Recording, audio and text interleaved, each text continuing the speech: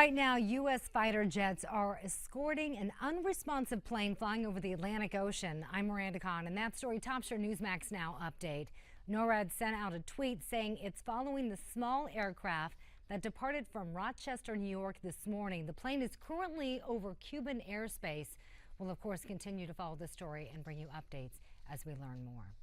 The August jobs reports just came out, and the numbers, well, they're a little disappointing.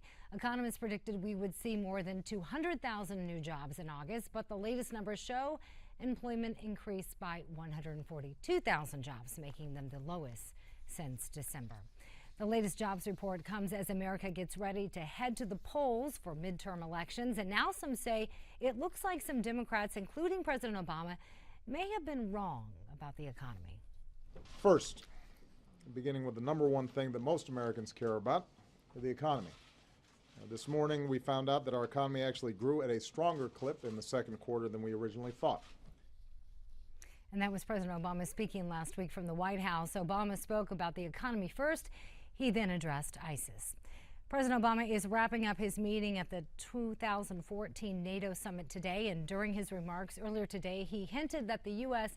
may once again put boots on the ground in Iraq. We can support them from the air, but ultimately we're going to need a strong ground game, and we're also going to need the Sunni tribes in many of these areas to recognize that their future is not with the kind of fanaticism that ISIL represents.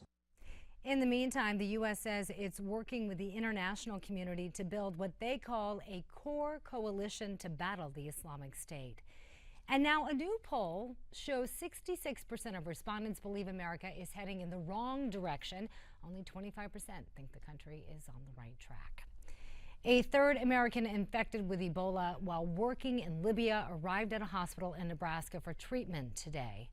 51-year-old Dr. Rick Sacra will be treated at the hospital's isolation unit. Sacra worked 15 years at the Liberian hospital where he infected the virus. The doctor did not treat Ebola patients, so it's unclear how he became infected with the virus that's killed now nearly 2,000 people. Federal investigators confirm a hacker broke into the healthcare.gov website.